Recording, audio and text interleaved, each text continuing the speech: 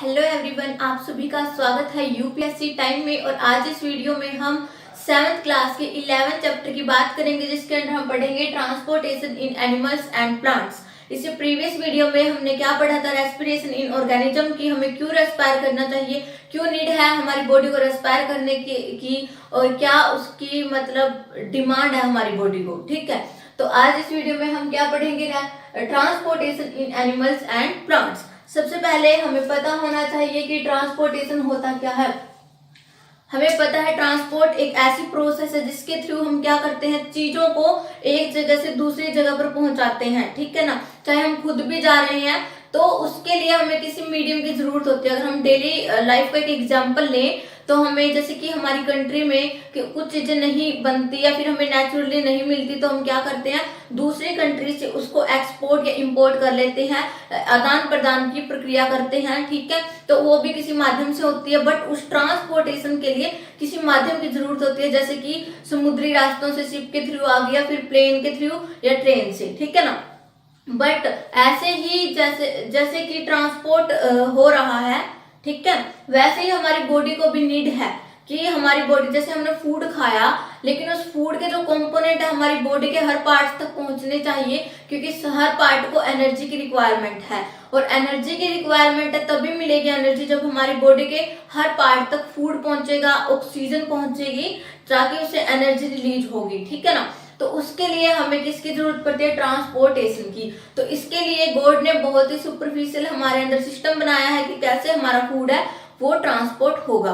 ठीक है, तो ट्रांसपोर्ट कैसे होगा, जो हमारी बॉडी के अंदर न्यूट्रिएंट्स डिफरेंट पार्ट्स तक जाते हैं, ट्रांसपोर्ट होते हैं। वो एक स्पेशल एक लिक्विड होता है हमारी बॉडी में जिसको हम बोलते हैं ब्लड। ठीक है ना, ब्लड से वो ट्रांसपोर्ट होगा। तो ब्लड क्या है, सबसे पहले तो हमें यही पता होना चाहिए कि ब्लड होता क्या है। ब्लड एक लिक्विड है हमारी बॉडी के अंदर, एक विस्कस लिक्विड है जो किससे मिलके बना होता है, एक विस्कस पदार्थ से मिलके बना है जिसको हम प्लाज्मा बोलते हैं। ठीक है ना, और उस प्लाज्मा के अंदर क्या होता है, डिफरेंट काइंड्स की सेल्स होती हैं जो मिलकर क्या बनाती हैं, हमारा ट्रांसपोर्टेशन बनाती हैं ब्लड के अंदर, ताकि ट्रांसपोर्ट हो सके चीजों का। ठीक है, सबसे पहले ब्लड के अंदर क्या आता है, जो प्लाज्मा है उसके अंदर जो डिफरेंट काइंड की सेल्स हैं उनमें सबसे पहले आती है आरबीसीज। ठीक है, दूसरे नंबर पर आती है डब्ल्यूबीसीज एंड थर्ड प्लेटलेट्स। ये नाम आपने पहले भी सुने होंगे, आरबीसीज, डब्ल्यूबीसीज and platelets. Let's explain it. RBCs क्या होती है, रेड ब्लड सेल्स। ठीक है, रेड ब्लड सेल्स, इनके नाम से इंडिकेट हो रहा है कि रेड है, तो इसलिए ये क्या होती हैं, रेड कलर की होती है। क्यों, क्योंकि इनके अंदर एक आयरन का पिगमेंट होता है हीमोग्लोबिन, जिसकी प्रेजेंस ये क्या होती है, रेड कलर की। ठीक है ना, जैसे कि हमने प्लांट्स के अंदर देखा था कि प्लांट्स के अंदर क्लोरोफिल होता है, जो ग्रीन कलर का पिगमेंट है, जो प्लांट की जो लीव्स है उनको ग्रीन कलर वो प्रोवाइड करता है। ऐसे ही हमारी बॉडी होगी, जो ऑर्गेनिज्म के अंदर आरबीसी होंगी, आरबीसी के अंदर क्या होती है, हीमोग्लोबिन नाम का एक आयरन होता है, आयरन पिगमेंट होता है, जिसकी वजह से रेड कलर वो हमारे ब्लड को प्रोवाइड करता है। आरबीसी का काम क्या है, आरबीसी के साथ जो ऑक्सीजन है वो कंबाइन कर जाती है, एंड कंबाइन करके ऑक्सीजन हमारे डिफरेंट बॉडी पार्ट्स तक पहुंचती है। फिर ऑक्सीजन का वर्क आपने देखा था कि क्या होता है, ऑक्सीजन क्या करती है, हमारे फूड के साथ मिलके वो उसको तोड़ती है, ब्रेक डाउन करती है एंड एनर्जी का रिलीज करती है। ठीक है, अब इसके बाद आती है डब्ल्यूबीसीज। डब्ल्यूबीसीज क्या होती है, white blood cells. White blood cells क्या करती हैं, ये हमारे जो बॉडी के अंदर बाहर से कोई जर्म्स आ जाते हैं, बैक्टीरिया या फिर वायरसेस, उनसे हमारी बॉडी को हार्म होने से या फिर डिजीज से हमारी बॉडी को प्रोटेक्ट करती है, इम्यून सिस्टम की फॉर्मेशन करती है हमारी डब्ल्यूबीसीज। इसके बाद आती है प्लेटलेट्स। प्लेटलेट्स क्या होंगी, आपने देखा होगा कभी भी आपको कहीं पे चोट लग जाती है, फिर कहीं पे कट हो जाता है, तो कुछ टाइम ब्लड फ्लो होने के बाद अपने आप ही वो रुक जाता है। क्यों, क्योंकि वहां पे क्लोटिंग होगी, मतलब एक धक्का सा जम गया, वो किसकी वजह से होता है, वो होता है हमारी प्लेटलेट्स की वजह से। प्लेटलेट्स क्या करती हैं, क्लोटिंग ऑफ ब्लड। ठीक है ना, ताकि एक्सेस में ब्लड बाहर ना जा सके हमारी बॉडी से, इसके लिए वो क्या करती हैं, प्लेटलेट्स वो उसको क्लोट कर देती है। ठीक है, तो हमारे ब्लड की कंपोजिशन है ये आरबीसीज, डब्ल्यूबीसीज एंड प्लेटलेट्स। अब इनके थ्रू ही हमारी बॉडी, जहां जहां हमारी बॉडी में हर पार्ट में ब्लड का फ्लो होता है, और ऐसे ऐसे इस ब्लड के साथ साथ क्या चली जाती हैं हमारी बॉडी में जिस जिस चीज की रिक्वायरमेंट है, न्यूट्रिएंट्स की रिक्वायरमेंट है, protein, fats etcetera and energy की रिक्वायरमेंट है, वो इस ब्लड के थ्रू पहुंच जाता है। ठीक है, तो अब हमने देखा आरबीसीज, डब्ल्यूबीसीज एंड प्लेटलेट्स के बारे में। अब इसके बाद अगर हम देखें तो हमारी बॉडी के अंदर जो ब्लड है, ठीक है, बाहर से हम ऑक्सीजन लेते हैं, कार्बन डाइऑक्साइड बाहर छोड़ते हैं, हमने ये देखा था थ्रू किसके, रेस्पिरेशन सिस्टम के थ्रू। ठीक है, बट वो ऑक्सीजन आ रही है लंग्स के अंदर।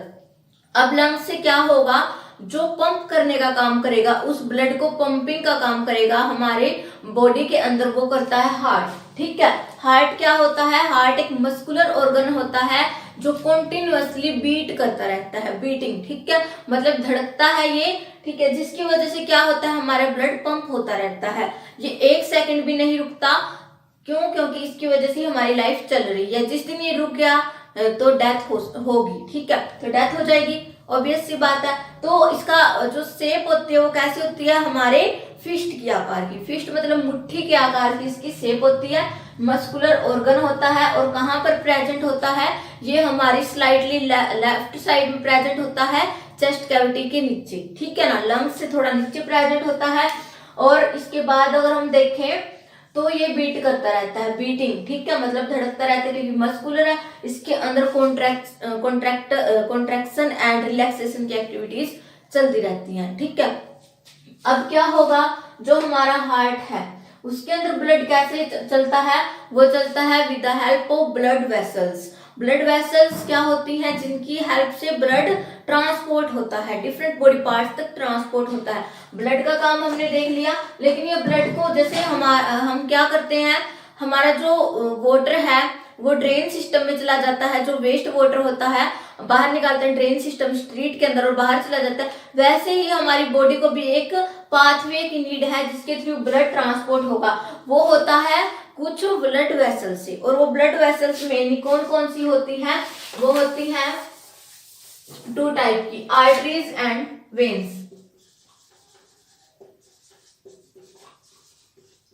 ठीक है, तो जो आर्टरीज होती हैं वो क्या करती हैं, हमारे हार्ट से क्या लेंगी, वो ऑक्सीजनेटेड ब्लड, मतलब जो प्योरीफाई ब्लड है, अच्छा ब्लड है, वो लेंगी और हमारी बॉडी के डिफरेंट पार्ट्स तक पहुंचाने का वो काम करेंगी। वो कौन करती हैं, वो है हमारी आर्टरीज। एंड दूसरे नंबर पर आती हैं वेन्स। वेन्स क्या करती हैं, हमारी बॉडी पार्ट्स के अंदर जितना भी डीऑक्सीजनेटेड ब्लड है, आई मीन जो कार्बन डाइऑक्साइड वाला ब्लड है, क्योंकि आपने देखा था कि जो हमारा फूड है वो ग्लूकोज की फॉर्म में प्रेजेंट होता है, जब उसके साथ ऑक्सीजन मिलती है तो वो एज अ प्रोडक्ट क्या देता है, carbon dioxide plus water and plus energy को रिलीज करता है। एनर्जी हमारी बॉडी में यूज हो जाती है, वाटर हमारी बॉडी में डिहाइड्रेशन की कमी को पूरा करता है एंड यूज हो जाता है, बट रहती क्या है, कार्बन डाइऑक्साइड। तो कार्बन डाइऑक्साइड क्या है, हमारी बॉडी से उसको बाहर निकालना पड़ता है हमें। ठीक है, तो वो किसके थ्रू होगी, वो भी इन्हीं वेसल्स के थ्रू होगी। बट जिन वेसल्स के through carbon dioxide related blood है, जो रिच ब्लड है कार्बन डाइऑक्साइड वाला, उसके थ्रू वो किससे जाएंगी, वो वेन से होती हुई जाएंगी और हार्ट तक उसको लेके आएंगी। ठीक है, तो फिर यहाँ हार्ट में क्या होगा, फिर वो लंग्स में चली जाएंगे और उसके अंदर लंग्स उनको क्या कर देगा, प्योरीफाई कर देगा, मतलब उनको कार्बन डाइऑक्साइड को बाहर निकाल देगा। एंड जो ऑक्सीजन आ रही है, ऑक्सीजनेटेड ब्लड है जो, वो हमारी बॉडी तक फिर पहुंच जाएगा। ठीक है, ऐसे ही हमारा सिस्टम काम करतेगा। तो मेनली जो हमारी आर्टरीज होती हैं वो मेनली क्या होती हैं, थिक होती हैं, मोटी होती हैं उनकी वॉल्स।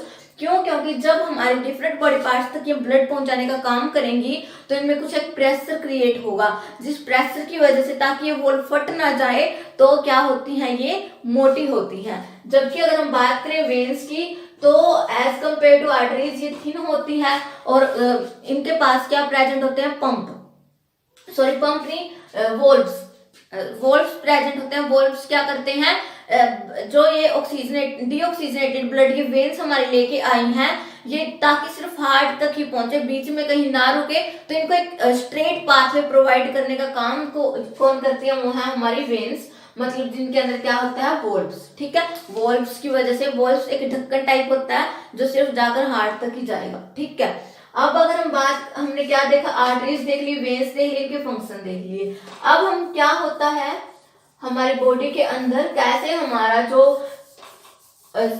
सर्कुलेशन है ब्लड का वो कैसे चलता है वो हम देखते हैं। ठीक है, देखिए ये हमारा हार्ट है।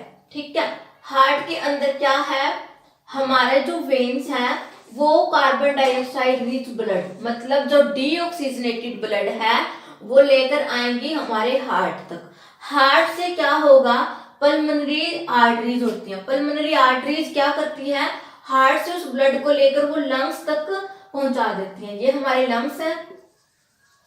ठीक है, अब लंग्स क्या करेगा, जैसे ही हम रेस्पायर करते हैं कार्बन डाइऑक्साइड वाला जो ब्लड है वो कार्बन डाइऑक्साइड है जो बाहर निकल जाती है और ऑक्सीजन अंदर आ जाती है, और ऑक्सीजन से वो ब्लड के अंदर मिक्स हो जाएगी एंड हमारा ब्लड क्या हो जाएगा, ऑक्सीजनेटेड। ठीक है, अब जो ऑक्सीजनेटेड ब्लड आया है उसको कौन लेंगी, पल्मोनरी वेन्स। जो लंग्स के अंदर ऑक्सीजनेटेड ब्लड है उसको कौन लेंगे, हमारे पल्मोनरी वेन्स, एंड वो हार्ट तक पहुंचा देगी। अब हार्ट से हमारी जो आर्टरीज है, आर्टरीज क्या है, ब्लड वेसल्स हैं जो डिफरेंट बॉडी पार्ट्स तक जाएंगी, वो इसको लेकर कहाँ तक पहुंचाएंगे, डिफरेंट बॉडी पार्ट्स तक। बट जो आर्टरीज है वो ट्यूब्स के अंदर डिस्ट्रीब्यूट हो जाती हैं। उन ट्यूब्स को क्या बोला जाता है, कैपिलरीज। एंड कैपिलरीज कोलेक्टिवली एक फॉर्मेशन करती है एक ट्यूब की, जिसको हम क्या बोल देते हैं, वेन। ठीक है ना, तो ऐसे हमारी बॉडी के अंदर क्या चलता है, सर्कुलेशन चलता रहता है ब्लड का। ठीक है, सबसे पहले क्या हुआ, जो हमारी वेन्स हैं डिफरेंट बॉडी पार्ट्स से डीऑक्सीजनेटेड ब्लड लेके आई हैं हार्ट तक। हार्ट से पल्मोनरी आर्टरीज ने क्या किया, उसको लंग्स में पहुंचा दिया। लंग्स से जो ऑक्सीजनेटेड ब्लड है फिर वो पल्मोनरी वेन्स हार्ट तक लेके आएंगी, और हार्ट से फिर हमारी जो आर्टरीज है उसको डिफरेंट बॉडी पार्ट्स के अंदर डिस्ट्रीब्यूट कर देंगी। ठीक है ना, तो हमारी एनसीईआरटी 7th क्लास की बुक है, उसमें क्या दे रखा है, ये स्ट्रक्चर दे रखा है हार्ट का। इसमें हमें क्या दिखाया गया है, एक अरोटा। अरोटा क्या होता है, एक अरोटा के थ्रू ही, पहले मैं आपको हार्ट के बारे में बता देती हूँ। हार्ट है हमारा ह्यूमन बींग्स का जो, वो मेनली 4 चैम्बर्ड हार्ट है। 4 चैम्बर्ड का मतलब क्या होता है, मतलब वो 4 कमरों लाइक स्ट्रक्चर से मिलकर बना होता है, 4 कमरों से मिलकर। ठीक है, ऊपर वाले 2 है जो, उनको बोला जाता है एटेरियम, एंड नीचे वाले का वेंट्रिकल्स, एट्रियम एंड वेंट्रिकल्स। इसको अगर हम बात करें लेफ्ट एंड राइट के अंदर डिस्ट्रीब्यूट कर सकते हैं, जैसे कि left atrium and left ventricle, and right atrium and right ventricle. ठीक है, जो अगर हम बात करें तो इनके अंदर क्या होता है, oxygenated and deoxygenated blood mixing को ये रोक देता है, ताकि वो दोनों आपस में मिक्स ना हो जाए। ठीक है, इसका ये काम है। अब इसके बाद इसके अंदर कुछ पल्मोनरी आर्टरीज होती है, जैसे हमने यहाँ पे देखा था, जिनका काम क्या है, ऑक्सीजनेटेड ब्लड को लेकर आना और हार्ट तक पहुंचाने का। पल्मोनरी वेन्स होती हैं, एंड इसके बाद क्या होता है, अरोटा होता है, जो डिफरेंट काइंड्स की किसके अंदर, आर्टरीज के अंदर डिस्ट्रीब्यूट हो जाता है, और फिर ब्लड को वो क्या करता है, पंप करता है, ताकि अलग अलग बॉडी पार्ट्स तक पहुंच सके। ठीक है, तो हमारी जो 7th क्लास की जो एनसीईआरटी बुक है उसमें हार्ट का स्ट्रक्चर दे रखा है, एंड ये सर्कुलेशन के बारे में बता रखा है। इसके बारे में ज्यादा डिटेल में नहीं दिया गया, तो हम उतना ही पढ़ेंगे जितना हमारी एनसीईआरटी के अंदर दिया गया है। होप सो आपको समझ आया होगा। अगर फिर भी आपको कोई बात समझ नहीं आती या कोई डाउट रह जाता है तो प्लीज आप कमेंट बॉक्स में कमेंट करके हमसे पूछ सकते हैं। और अगर आप हमारे चैनल पर नए हैं तो प्लीज आप हमारे चैनल को सब्सक्राइब कर दीजिएगा, बेल आइकन को प्रेस कर दीजिएगा, ताकि नेक्स्ट वीडियो की जो नोटिफिकेशन है वो आप तक आते रहें। एंड वीडियो को लाइक करना मत भूलिएगा। Thank you for watching.